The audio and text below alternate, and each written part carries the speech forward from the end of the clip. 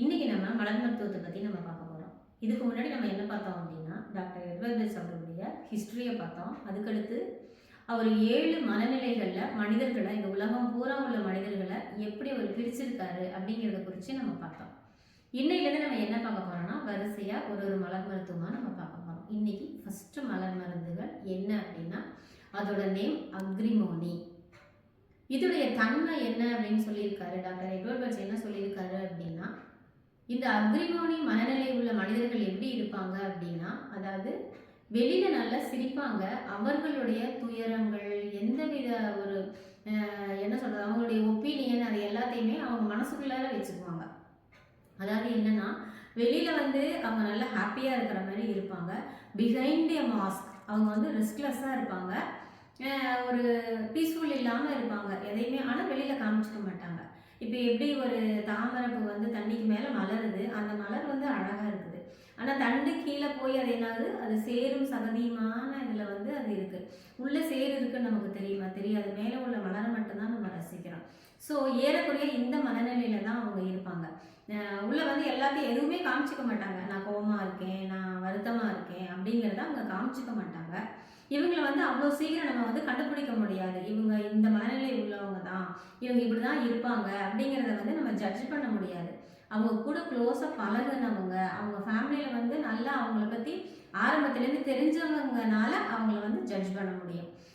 ஓ, உள்ளார இவ்வளோ பிரச்சனை இருக்குது, ஆனால் வெளியில் இவங்க காமிச்சிக்க மாட்டேங்கிறாங்க, இவங்க வெளியில் நல்லா ஸ்மைலிங் ஃபர்ஸ்டோடு இருக்காங்க அப்படிங்கிறத கூட இருக்கிறவங்க மட்டும்தான் ஜட்ஜ் பண்ண முடியும். புதுசாக பார்க்குறவங்க ஜட்ஜ் பண்ண முடியாது.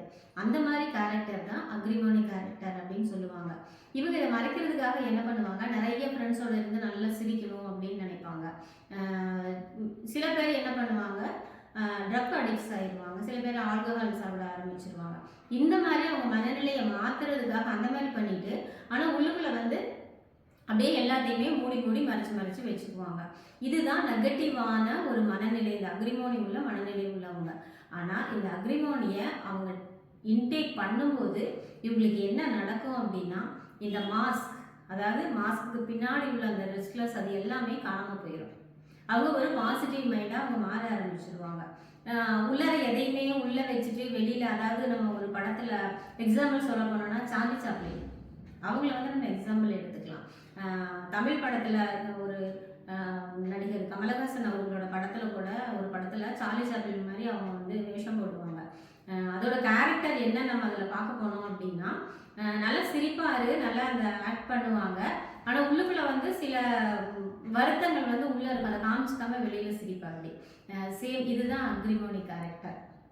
இந்த அக்ரிமோனி கேரக்டர் பாசிட்டிவ் ஆகணும் அப்படின்னா, இதை நம்ம இன்டேக் பண்ணும் பொழுது அவங்க ஃபுல்லாகவே அவங்களுடைய அந்த நெகட்டிவான மாஸ்க் அவங்கள விட்டு வெளியில் போயிடும். அப்போ ஒரிஜினலாக அவங்க அன்பு செலுத்த ஆரம்பிப்பாங்க, ஒரிஜினலாக அவங்க ஷேர் பண்ணிக்க ஆரம்பிப்பாங்க, ஒரிஜினலாக அவங்க பேச ஆரம்பிப்பாங்க. இதுதான் பாசிட்டிவான மனநிலை. ஸோ இந்த அக்ரிமோனியை எடுக்கும் பொழுது இந்த மாதிரி மனநிலை வரும். இதை நீங்கள் பார்த்து இந்த மாதிரி கேரக்டர் நீங்கள் இருக்கீங்க அப்படின்னா தாராளமாக அக்ரிமோனி வாங்கி சாப்பிடலாம். அப்படி உங்களுக்கு சந்தேகம் இருக்குது அப்படின்னா, அருகில் உள்ள அனுபவம் உள்ள மலர் மருத்துவர்களை நீங்கள் காண்டாக்ட் பண்ணி நீங்கள் கன்சல்ட் பண்ணிவிட்டு இதை எடுத்து நீங்கள் சாப்பிட்லாம். இப்போ இதை பற்றி டாக்டர் எட்வர்ட் பெல்ஸ் என்ன சொல்லியிருக்காரு அப்படின்னா, அந்த புக்கில் சில வரிகள் மட்டும் நான் படிக்கிறேன். தோ generally they have troubles and are tormented and restless and worried in mind or body, they hide their cares behind their humor and jesting and are considered very good friends to know. இதுதான் அவருடைய ஒரிஜினலான புக்கில் இருக்கிற அவரோட statement, ஒரு சின்ன வரிகள். இதை பற்றி அவர் நிறைய சொல்லியிருக்காரு. ஆனால் ஒரு சின்ன ஸ்டேட்மெண்ட் அவரோட புக்கில் இருக்கிற ஸ்டேட்மெண்ட் இது. ஸோ இதை நீங்கள் பார்த்து நீங்கள் அனுபவித்து நம்ம என்ன கேரக்டரில் இருக்கோன்னு தெரிஞ்சு ஒவ்வொன்றையும் நீங்கள் அனலைஸ் பண்ணி எடுத்துகிட்டு நீங்கள் சந்தோஷமாக வாழுங்க. உள்ளுக்குள்ளே இருக்கிற ரெஸ்ட்லெஸ் எல்லாம் வெளியில் கொண்டு வாங்க. அப்படி நீங்கள் உள்ள ரெஸ்ட்லெஸ்ஸாக இருந்தீங்கன்னா உங்களுக்கு மனநிலை பாதிக்கும், உடல்நிலையும் பாதிக்கும்.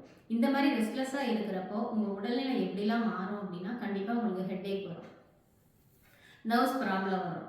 அதனால் இந்த மாதிரி உடல் பாதிப்புக்குள்ளே நீங்கள் போகாமல் இருக்கிறதுக்கு இந்த மாதிரி சின்ன சின்ன ரீமெடியை நீங்கள் கையில் எடுத்து உங்கள் உடலையும் பாதுகாத்துக்கோங்க, வாழ்க்கையிலையும் சந்தோஷமாக இருங்க. தேங்க்யூ. God bless you.